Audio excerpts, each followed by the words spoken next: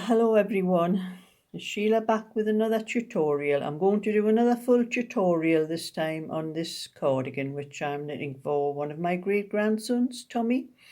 This is from a very old pattern. I'm actually using a pattern, it's not my own, what I haven't made up myself. Some people call this waffle. It's like when you pull it apart, some people call it waffle, so that's what I'm going to call it. It's a waffle stitch, and it's off a proper pattern. I'm going to show you the pattern.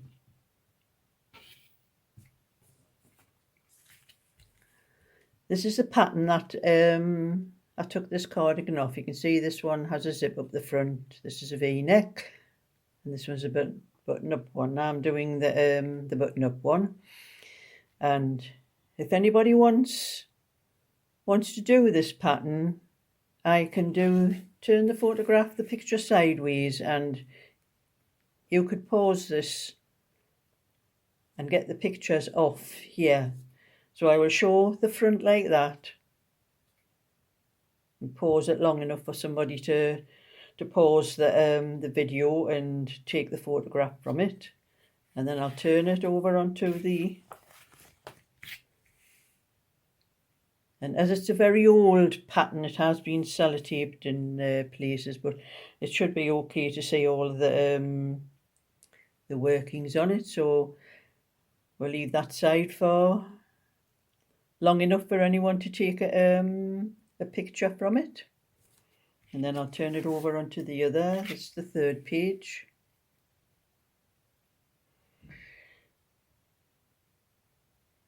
Or even if you're using it going to just use the video, you could turn your video sideways and get it that way.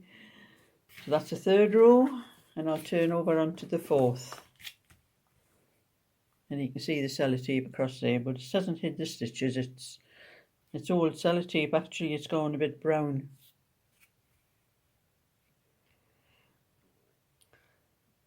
So that's the pattern for anyone that wants to copy. Maybe you want to copy from the pattern. And I've also got a photograph here. This is a photograph of my husband and my three children, my three boys. And if you look very closely, it's probably not too clear because it's an old photograph as well, but this is my oldest son, Mark, and he's actually wearing the cardigan that I knit from that pattern all those years ago. But it's not, no, you can't get a really good close because the picture in our day, the quality wasn't as good as what you can do on the on photographs these days, but that gives you some sort of idea what it might look like. He's not actually showing it very well because of where he's sitting, but that's just a little bit of information for anybody that wants to know. And I'm going to tell you how I did this now. And I'll probably have to look at the pattern because I don't remember actually. But I think I casted. I'm doing the third size, which is the sizes go from a 22 and a half, I think it is. The sizes go. These must be the actual finished measurements. But it says actual chest measurement. It goes from a 22 and a half to a 35 and a half. Now I have done bigger sizes of this because I recently made a sweater for myself from this pattern, but I changed it to a sweater and I made it up to a 42. So that's what you can do with these patterns if you if you wanted to. But anyway, I'm doing it says 26 and a quarter. I'll have to take it off there to see. I can't see properly. Yes, it says 26. Wait till it clears.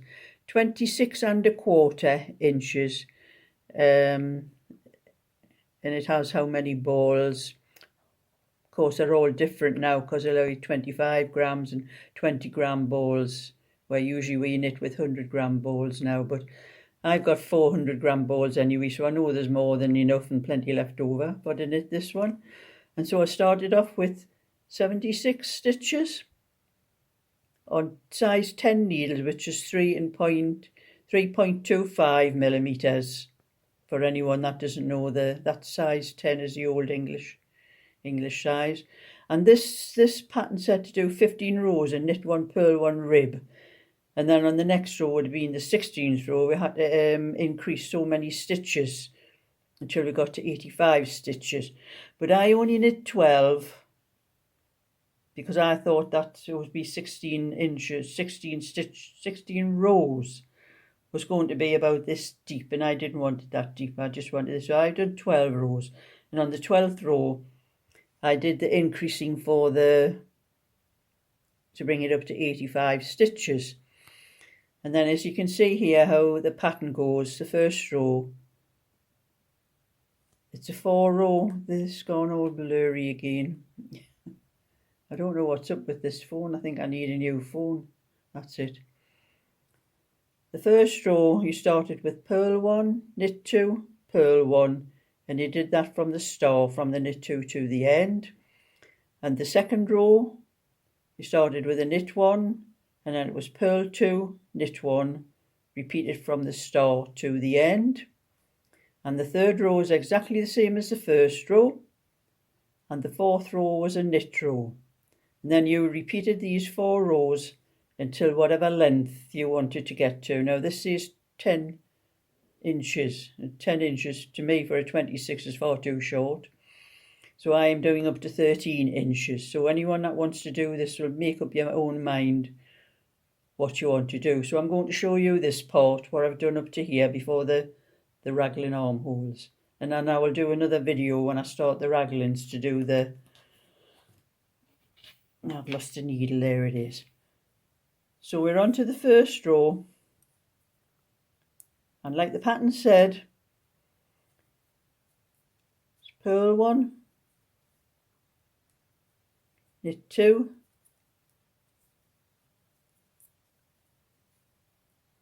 purl 1.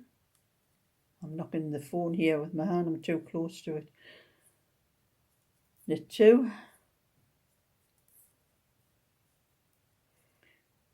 purl 1, knit 2, and then you do that all the way across the row. Purl 1, knit 2,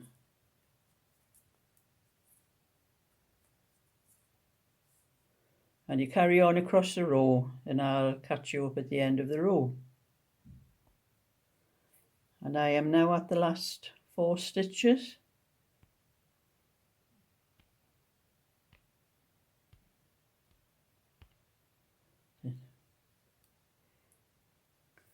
So I'm going to purl 1, knit 2,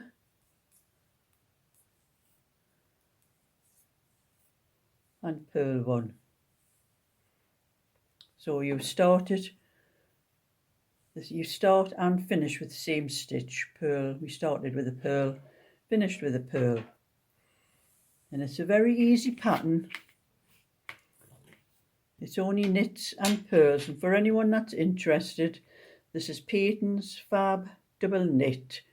It doesn't say what the actual colour is, it just has a colour number and a lot number, but it's 100% acrylic and 100 grams or 274 metres. And it's it's like a light grey, but it's nice and soft, it's very soft, this particular wool. Peyton's is not the same. The last time I got some Peyton's it was very hard, it wasn't like this. But this is nice. So I'll show you how to do the next row. And the next row is just a reverse of the row we've just done. Where we did a knit, we're doing purl, and purl where we did knit. So we're starting off with knit 1.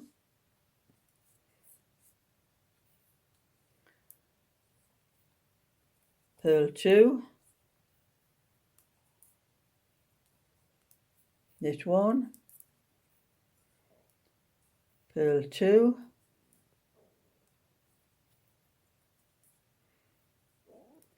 knit 1, purl 2. I've got that one the wrong way around, I must have took a stitch off.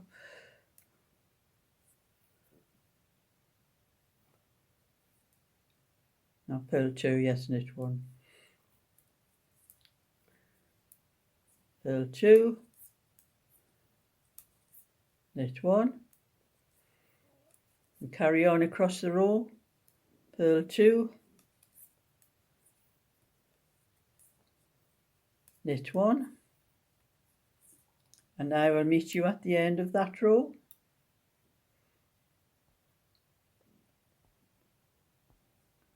And then on to the last 4 stitches, which is knit 1, purl 2, knit 1,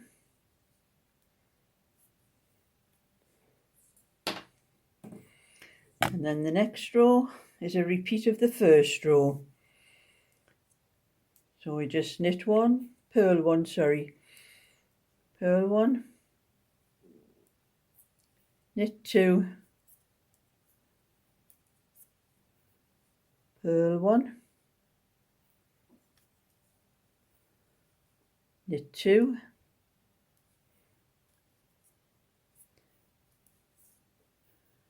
purl 1, knit 2, and that across to the end of the row, purl 1, knit 2, and I will meet you at the end of that row. And now we're at the last 4 stitches, purl 1, knit 2, purl 1.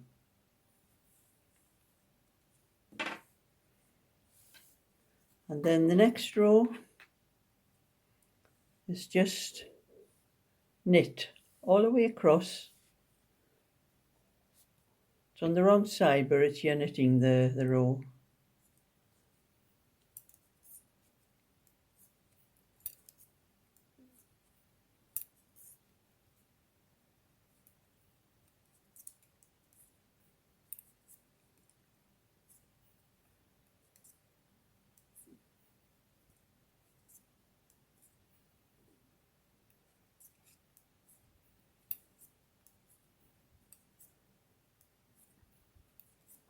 And I will meet you at the end of that row.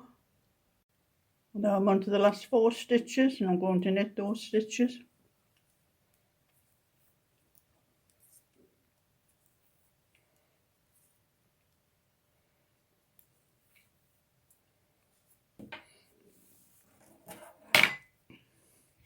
And that's the 4 rows to the waffle stitch. Very easy. Just knit stitches and purl stitches, nothing fancy in it. So that's the last part of this part 1 of the tutorial. When I get up to the armholes, I'll come back and do part 2. But I have to get to the armholes first to do that, and then that'll probably be from the armholes up to the neck. So give it a thumbs up and subscribe if you like my video and would like to see more. So bye for now.